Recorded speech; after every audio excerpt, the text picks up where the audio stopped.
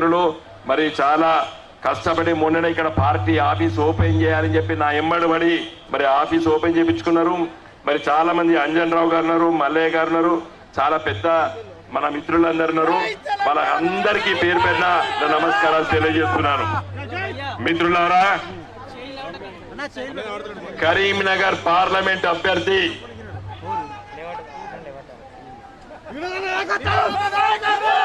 తప్పనిసరిగా వేయాలి, నన్ను గెలిపించాలి.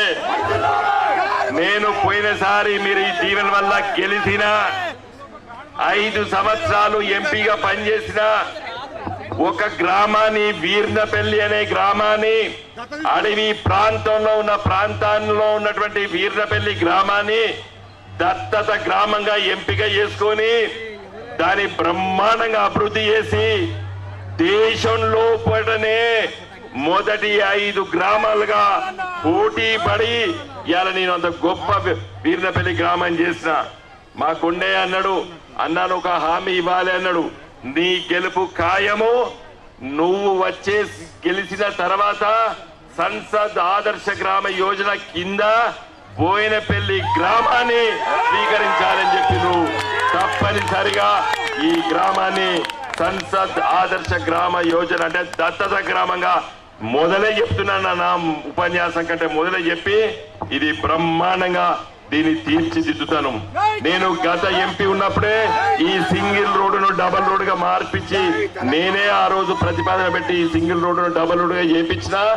ఇటు 8 కిలోమీటర్లది గంగాధర, అటు మరి కొదురుపాకు ఉన్నది, మధ్యలో ఉన్నది. దీన్ని బ్రహ్మాండంగా తీర్చిదిద్దుతాం. రైల్వే స్టేషన్ వచ్చింది ఇక్కడనే. ఇలా కరీంనగర్ నుండి కొత్తపల్లి మీదిగా బోయినపల్లి మీదికెళ్ళి కోర్రం మీదికెళ్ళి వేములాడ దగ్గర పోయి వేములాడ నుంచి సిరిసిల్ల పోయి సిద్దిపేట దాకాకి వేయాలి. సిద్దిపేట జిల్లా ఆల్రెడీ రైలు నడుస్తుంది. సిద్దిపేట, గజ్వేలు, మనోహరాబాదు, మెడ్చెల్లు, హైదరాబాద్ కి రైలు పోతున్నది. ఇక్కడ రైల్వే స్టేషన్ పక్కకి నేను ఇంకా 50 ఎకరాల భూమి దొరికితే తీసుకోవాలని చెప్పి ప్రతిపాదన చేస్తా. ఇక్కడ బ్రహ్మాండంగా వరి ధాన్యం, అదే విధంగా పత్తి పరిశ్రమలు కూడా నెలకొల్పి మన బోయినపల్లి మండలంలో ఉన్నటువంటి యువకులకి చాలా అవకాశాలు రావాలని చెప్పి నా ప్రయత్నం కూడా చేసిన విషయాన్ని కూడా మీ ముందు ప్రస్తావిస్తున్నాను. ఇంతకుముందు మన రవిశంకర్ గారు చెప్పినారు, కరీంనగర్ నగరానికి నేను ఎంపీ అయినప్పుడు నేనేం చేసినా చెప్తా, బండి సంజయ్ గారు మీరేం చేసినో చెప్పాలి.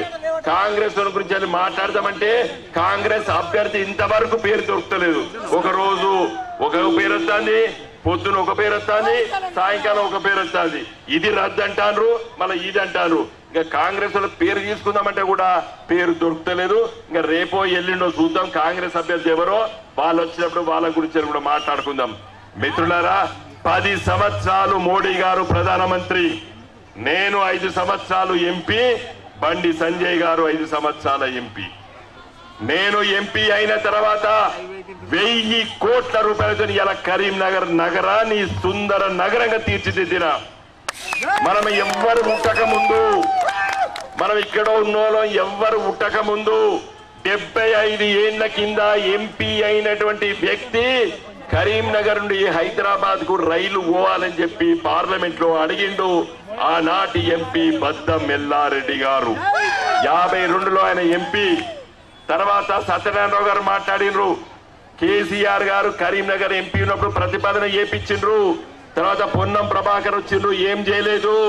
నేను ఎంపీ అయిన తర్వాత 2014లో కేంద్ర ప్రభుత్వం దగ్గరికి వెళ్లి, రైల్వే శాఖ మంత్రుల దగ్గరికి వెళ్లి, చివరికి మోడీ ప్రధానమంత్రి గారి దగ్గరకు వెళ్లి గట్టిగా మాట్లాడి ఇలా రైల్వే లైన్ శాంక్షన్ చేపించిన 80% పనులు అయిపోయినాయి. ఇది ఎంపీ చేయవలసిన పనులు. ఇలా కరీంనగర్ నుండి ఇలా వరంగల్ పోయే రోడ్డు, కరీంనగర్ నుండి జగిత్యాల పోయే రోడ్డు 4 రహదారుల రోడ్డుగా మార్చినాం. బ్రహ్మాండంగా పనులు అవుతున్నాయి. ఎలకతుర్తి, హుస్నాబాద్, సిద్దిపేట మీద కూడా 4 రహదారుల రోడ్లు అవుతున్నాయి. నా దృష్టిలో కరీంనగర్ నుండి రాజీవ్ రహదారిని కూడా పెద్ద ఎత్తున దాన్ని చెయ్యాలని చెప్పి పార్లమెంట్ లో గొంతుగించుకొని మాట్లాడినా ఒప్పుకున్నాడు. దురదృష్టవశాత్తు 2019లో మరి కరీంనగర్ ప్రజలు నన్ను ఓడగొట్టిండ్రు. అయినా నేను ఉత్తగలేను. ఇవన్నీ కూడా ముందుకు తీసుకెళ్లి పనిచేస్తున్నాను.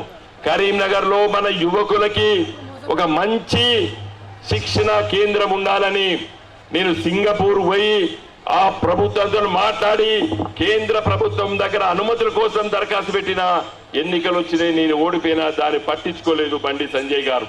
ఈ రోజు గ్రామీణ ప్రాంతాల్లో ఉన్నటువంటి యువకులకి శిక్షణ కావాలి. ఎంఏలు డిఈలు ఉంటే డిగ్రీలు ఉంటే ఎవరు ఉద్యోగాలు ఇవ్వరు. నీకేం పని వచ్చు, నీ చేతిలో ఏం పని చేయగలుగుతావు, నీ మెదడు ఇట్లా పని చేస్తానని చూసే ఉద్యోగాలు ఇస్తున్నారు.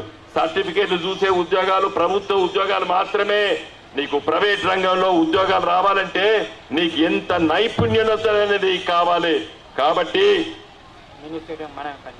చెప్పాలి, మంచిగా స్పీచ్ పోతుందంటే చెప్తా కదా. మళ్ళా స్కిల్ డెవలప్మెంట్ కేంద్ర ప్రభుత్వము బ్రహ్మాండంగా యువకులకి శిక్షణ ఇవ్వాలని, ఇలా జీవితంలో పని చేసేటువంటి నైపుణ్యత రావాలని ఇలా 150 రకాల ఉద్యోగాలకు శిక్షణ ఇచ్చేటువంటి కేంద్రాన్ని కరీంనగర్ లో నెలకొల్పాలని చెప్పి నేను రేపు మీకు హామీ ఇస్తున్నాను. మీరు గెలిపించండి, నేను దాని ఎమ్మడిబడి పట్టుకొని వస్తా. కేంద్రంలో ఎవరు ప్రధానమంత్రి ఉన్నా, ఏ నాయకుడి ప్రభుత్వం ఉన్నా ఢిల్లీలో తిరిగి నేను తీసుకొని వస్తానని చెప్తున్నాను. మా కొండయ్య గారు ఇప్పుడు చిట్టి ఇచ్చింది ఏంటంటే, మీరు మినీ స్టేడియం గురించి జాగా చూపించిండ్రు, ఆడ మట్టి ఓపించిండ్రు, ఆడ కట్టాలని కూడా చెప్తాడు. మినీ స్టేడియం ఏంది ఆ కొండయ్య? ఈ నేను దత్తత తీసుకున్న తర్వాత నీ బోయినపల్లి సంగతి చూడు ఎట్లా చెప్తాను. అర్థమైందా? ఒకసారి వీలైతే బస్ చేసుకొని పోయి వీర్లపల్లి చూసి రాపోండి. బస్ చేసుకొని మీ పైసలు పోవాలి బిడ్డ. మీరు వీర్లపల్లి కిక్కెనుంటే పోయి చూసి రాపోండి. అక్కడ ఏం చేస్తున్నాం, అదొక సిటీ లాగా మార్చిన ఒక తండా. నేను 2014లో ఆ ఊరికి పోవాలంటే మోటార్ సైకిల్ కూడా పోలేదు. ట్రాక్టర్ ఎక్కి ఆ ఊర్లోకి పోయి అడగండి, ఆడ 12 లంబాడి తండాలు ఉన్నాయి. ఇలా బ్రహ్మాండంగా సిమెంట్ రోడ్డు పోసినా, మోడల్ స్కూల్ తీసుకొచ్చినా, 2 బ్యాంకులు తీసుకొచ్చినా, 2 పెట్రోల్ పంపులు తీసుకొచ్చినా, అక్కడ బ్రహ్మాండమైనటువంటి ఒక బ్యాంకులు తీసుకొచ్చినా, ఇలా అక్కడ ఉన్నటువంటి ఆ ప్రజలకి చాలా గర్వపడేటువంటి గ్రామంగా దాన్ని మార్చిన.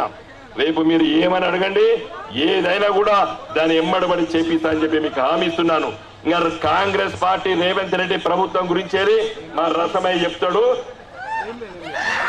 రసవత్తరంగా చెప్తాడు. కాబట్టి మీరు వినండి. ఒకటే నిమిషం చెప్తున్నా, మొన్న మనం ఓడిపోలేదు గులాబీ జెండా. కాంగ్రెస్ పార్టీ అబద్ధాల పునాది పైన ఇలా ప్రభుత్వం ఏర్పడ్డది. 6 పథకాలన్నారు, గ్యారంటీలు అన్నారు, ఒక ఫ్రీ బస్సు తప్పితే ఒక్క పని కూడా చేయలేదు ఈ కాంగ్రెస్ పార్టీ. ఏమంటాడు రేవంత్ రెడ్డి, ప్రజలు మోసపోవడానికి సిద్ధంగా ఉన్నప్పుడు నేను మోసం చేస్తా అని చెప్పేటువంటి గొప్ప నాయకుడు ఈ ప్రపంచంలో నేను ఎవరిని చూడలేదు, ఒక రేవంత్ రెడ్డినే చూసిన. అంత ధైర్యం. ప్రజలు మోసపోవడానికి సిద్ధంగా ఉన్నారు, మోసం చేస్తేనే వాళ్ళకి ఇష్టము అని చెప్పే నాయకుడు ప్రపంచంలో ఇవ్వలేడు. నేను మోసం చేస్తా అని చెప్తున్నాడు, నిజంగా చేసిండు. ఇలా కళ్ళల కడ బట్టలు వచ్చినాయి. 500 రూపాయలు బోనస్ అన్నాడు, 2203 రూపాయలు కనీస మద్దతు ధర. 500 రూపాయలు క్వింటాల్కి ఇవ్వాలంటే 2703 రూపాయలు రావాలి మనకు. ఇలా దురదృష్టవశాత్తు రైతులు 1850 రూపాయలకు అమ్ముకుంటున్నారా లేదా? అమ్ముకుంటున్నారా లేదా? రేవంత్ రెడ్డి ఇచ్చిన హామీ 500 మర్చిపోతున్నాం మనం. ఉన్న ధర కూడా పెట్టేటువంటి కొనేటోడు ఎవడు లేడు. నేను నిన్నగాక మొన్న మన బోయినపల్లి నుంచి వెళ్ళి గంగాధర పోతుంటే పక్కకుంటే ఆగి మాట్లాడినా కొనేటోడు లేడు ఎవడు. కాబట్టి దయచేసి మిత్రులారా, బీజేపీ పార్టీ బండి సంజయ్ గారు ఇలా యువకుల్ని మతం పేరిట కులం పేరిట రెచ్చగొట్టి ఓట్లు దండుకొని పోయినసారి గెలిచి మనకు 5 రూపాయల పని చేయలేదు. 5 సంవత్సరాల లోపల 5 రూపాయల పని చేయలేదు. చేసినట్టే చూపి రేపొద్దున మళ్ళా నేను బోయినపల్లి మండల కేంద్రానికి వస్తా. నేను ఏం చెప్తాడు, నేను ఇట్లా సవాలు విసిరితే ఫ్లెక్సీలు కట్టిండు, మహిళలు గర్భవతులైతే పాలు గుడ్డు ఇచ్చినా అన్నాడు. నువ్వు పుట్టకముందు, నేను పుట్టకముందు, నీ అమ్మ పుట్టకముందు, నా అమ్మ పుట్టకముందు ఆ స్కీమ్ ఉన్నది ఈ దేశంలో. అంగన్వాడీలు ఇస్తారు, ఎన్నికటి నుండి గుడియకపోవచ్చు అప్పుడు పిండి పెట్టేది పల్లెటూరులో పట్ల ఇప్పుడు పాలు ఇస్తున్నారు అది నేను చేస్తా అని చెప్తాడు. తర్వాత ఉపాధి హామీ పథకం 100 రోజులు పనిచేసేటువంటి కార్మికులు అది నేను తెచ్చినా అని చెప్తాడు. అది ఎంత పచ్చి అబద్ధం అది. కాబట్టి దయచేసి మిత్రులారా, ఇంకా మన రసమయ్య గారు మాట్లాడతారు కాబట్టి నేను ఎక్కువ విషయాలు మీ దృష్టికి తీసుకురాక నేను ఒకటే కోరుకుంటూ నేను విరమించదలుచుకున్నాను. నన్ను గెలిపించండి, నేను మీ మధ్యన ఉంటా, మీ సమస్యలు పరిష్కారం చేస్తా. ఈరోజు తెలంగాణ గొంతు పార్లమెంట్ లో ఉండాలి. ఎందుకంటే తెలంగాణ ప్రజల సమస్యలు పరిష్కారానికి కేవలము గులాబీ జెండా ఎంపీలు మాత్రమే పనిచేయగలుగుతారు.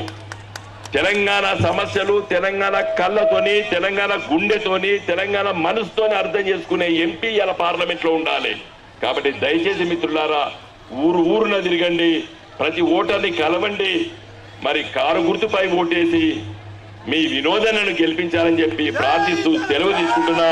జై తెలంగాణ.